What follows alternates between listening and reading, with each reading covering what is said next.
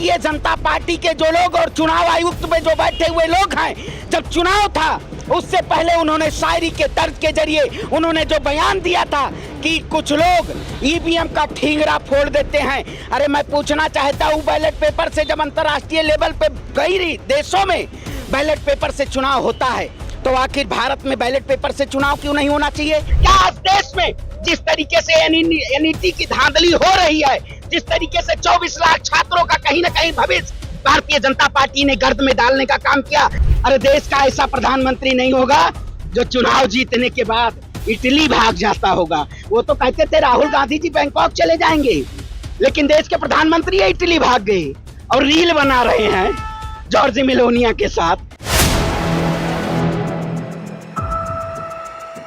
आपके साथ शाहीन खान और आप देख रहे हैं 4 PM दिल्ली। लगातार ईवीएम का मुद्दा फिर से गर्माता नजर आ रहा है, जहां एक तरफ ईवीएम मस्क ने इस मुद्दे को लेकर के बड़ी बात कह दी है कि छेड़छाड़ की जा सकती है और इसको बंद करना चाहिए, तो वहीं राहुल गांधी ने भी उनके सुर से सुर मिलाया। वहीं ईवीएम के जो चुनाव के परिणाम है उसके बाद भारतीय जनता पार्टी के कई जो हारे हुए सांसद है वो इलेक्शन कमीशन पहुँच गए हैं ईवीएम का मिलान कराने के लिए बैलेट पेपर से। अब इस पर आगे क्या कुछ हो सकता है, ये बड़ा सवाल है। हमारे साथ इस पर ज्यादा बातचीत करने के लिए जो रहे सर, क्या कुछ कहेंगे? आपका नाम मैं जानना चाहूंगी। देखिए, मेरा नाम श्रवण पांडे है। जिस तरीके से आज मौजूदा हालत में आपने देखा होगा अंतर्राष्ट्रीय लेवल पे ये ईवीएम का मुद्दा उठ रहा है कि और हमारे नेता, हमारे जननायक राहुल गांधी जी ने भी इस पे बयान दिया है कि ईवीएम एक ऐसा बॉक्स है जिसकी कोई जांच नहीं हो सकती। आप बताइए, जिस तरीके से भारतीय जनता पार्टी के शासनकाल में और उत्तर प्रदेश में आपने देखा होगा 20 सीटों में 48 लाख वोटों का हेर फेर दिखाई दे रहा है। इससे ये पता चल रहा है कहीं ना कहीं भारतीय जनता पार्टी जो ईवीएम के जरिए ये सरकार आई हुई है, ये जनता ने इनको वोट नहीं दिया था। ये जो बैसाखी पे सरकार 240 पे सिमटी और उत्तर प्रदेश की जनता ने जो जनादेश दिया था, आपने देखा होगा इंडिया गठबंधन के लिए जिस तरीके से लोगों ने अपार समर्थन दिया, चाहे वो जमीनी मुद्दे की बात हो, चाहे किसानों की बात हो, चाहे महिलाओं की बात हो, चाहे नौजवानों की बात हो, रोजगार की बात हो, उन सभी मुद्दों के खिलाफ उत्तर प्रदेश की जनता हो, देश की जनता हो, उन्होंने वोट देने का काम किया। लेकिन ये घपलेबाजी करके आई हुई सरकार है, इसकी जांच होनी चाहिए। जिस तरीके से हमारे नेता ने कहा इसकी जांच भारत में नहीं हो सकती है, क्या वाकई में भारतीय जनता पार्टी के जो लोग और चुनाव आयुक्त में जो बैठे हुए लोग हैं, जब चुनाव था उससे पहले उन्होंने शायरी के तर्ज के जरिए उन्होंने जो बयान दिया था कि कुछ लोग ईवीएम का ठींगरा फोड़ देते हैं। अरे मैं पूछना चाहता हूँ, बैलेट पेपर से जब अंतर्राष्ट्रीय लेवल पे कई देशों में बैलेट पेपर से चुनाव होता है, तो आखिर भारत में बैलेट पेपर से चुनाव क्यों नहीं होना चाहिए? आपने देखा होगा पंजाब की एक सीट जहां पे 48 वोटों से तमाम अभी स्ट्रीम मीडिया में भी, गोदी मीडिया में पूर्ण रूप से मुद्दा उठा हुआ है। 48 वोट से चुनाव हराया जाना, बैलेट पेपर में कहीं ना कहीं धांधली करना, आपने देखा होगा। चाहे सूरत का वाकया देखा हो, चाहे इंदौर का वाकया देखा हो, चाहे आप चंडीगढ़ के मेयर चुनाव में वाकया देखा हो। तो सर आप कह रहे हैं कि जांच होनी चाहिए, वहीं शिंदे कह रहे हैं महाराष्ट्र से कि राहुल गांधी तो दो जगह से चुनाव जीते हैं, तो उनको भी जांच करवा लेनी चाहिए। नहीं, मैं कहता हूं, देखिए जनता ने, आपने देखा होगा जो भारतीय जनता पार्टी के लोग लगातार बयानों के जरिए, मैं पूछना चाहता हूं इस सरकार के शासनकाल में तमाम ऐसे मुद्दे थे जो सरकार में उन मुद्दों पे बात करने का काम कहीं किया, कहीं ना कहीं इन्होंने, चाहे मंगलसूत्र की बात हो, चाहे मुजरे की बात हो, चाहे जो प्रधानमंत्री जब चुनाव जीत जाते हैं काशी चले जाते हैं, लेकिन काशी की जनता के साथ उन्होंने न्याय किया, काशी के बुनकरों के साथ न्याय किया। क्या आज देश में जिस तरीके से एनईटी की धांधली हो रही है, जिस तरीके से 24 लाख छात्रों का कहीं ना कहीं भविष्य भारतीय जनता पार्टी ने गर्द में डालने का काम किया, क्या उसकी जांच होगी? इनके नेता और इनके मंत्री, जो शिक्षा मंत्री धर्मेंद्र प्रधान है, वो लगातार कहते आए हैं कि इसमें कोई घोटाला नहीं हुआ है। आपने देखा होगा उत्तर प्रदेश में जब पुलिस की भर्ती आई, उसमें योगी आदित्यनाथ जी ने कहा था कोई घोटाला नहीं हुआ है, लेकिन वहां पे घोटाला हुआ था। ये सरकार घोटालों की सरकार है, ये जुमलों की सरकार है, ये कहीं ना कहीं फरेबजीबियों की सरकार है, ये लुटेरों की सरकार है, और ईवीएम की जांच होनी चाहिए। अगर देश के प्रधानमंत्री वाकई में कहते हैं कि हमारा विश्व में डंका बज रहा है, तो देश के प्रधानमंत्री को ये पता होना चाहिए कि आपका डंका मंका नहीं बज रहा है।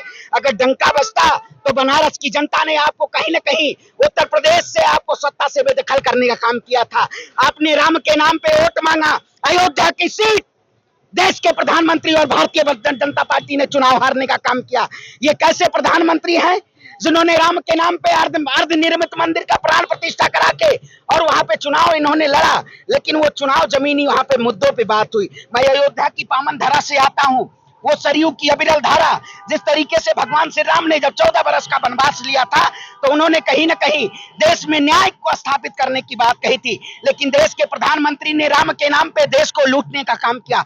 ऐसा लुटेरा प्रधानमंत्री कोई नहीं होगा। और ये अल्पमत की सरकार है, ये ज्यादा दिन चलने वाली सरकार नहीं है। आपने देखा होगा जिस तरीके से एनडीए के कुनबे में कहीं ना कहीं खलबली है स्पीकर पद को लेके कि आखिर एनडीए के सहयोगी दलों को स्पीकर पद दिया जाए या भाजपा अपने पास पद रखना चाहती है।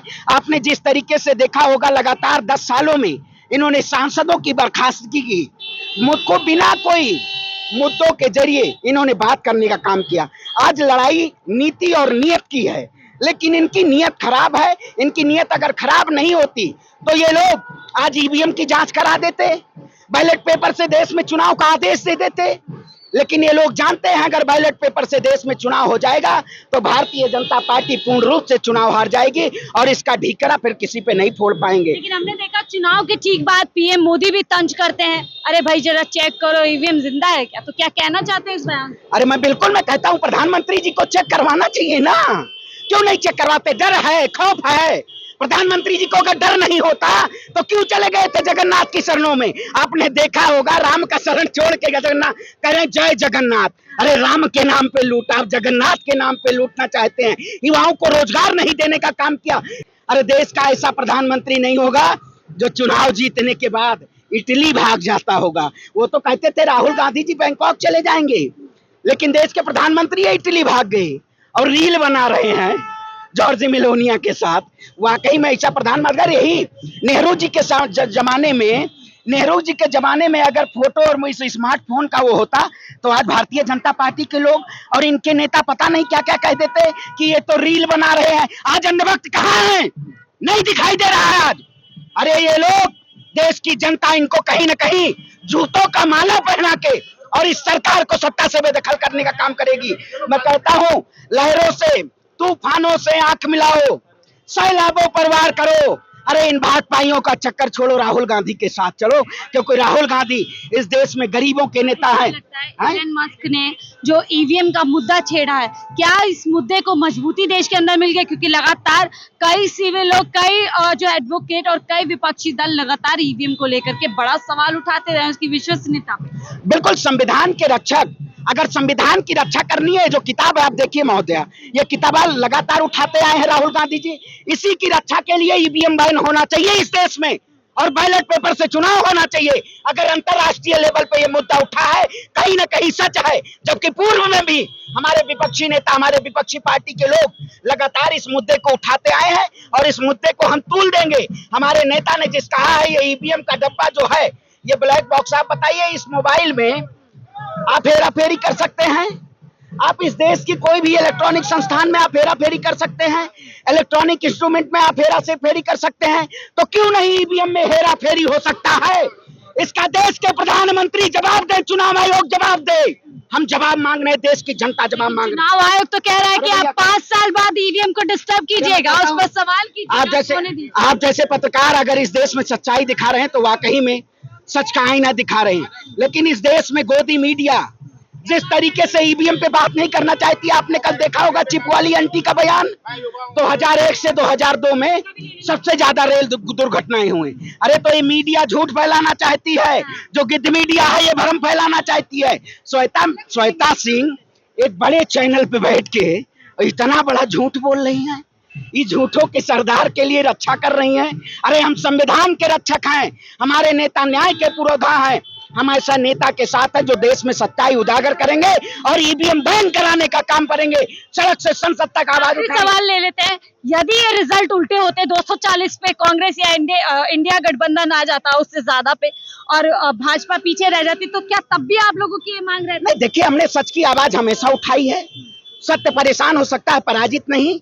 हमने लगातार 2014 से इनके झूठे जुमलों को, इनके वायदों को कहीं ना कहीं हमने जमीनी मुद्दों से बात करने का काम किया है, लेकिन इन्होंने देश की जनता के साथ अन्याय करने का काम किया है। अब बताइए, जो अंतर्राष्ट्रीय लेवल से मुद्दा आया, क्योंकि इन्होंने जिस तरीके से प्रोपेगेंडा बनाया बीजेपी के लोगों ने कि आप इस देश में सच न बोल पाए, अगर सच की आवाज उठाएंगे तो संसद का दरवाजा लॉक कर दिया जाएगा, अगर न्याय की आवाज उठाएंगे तो जेल की सलाखों के पीछे डाल दिया जाएगा।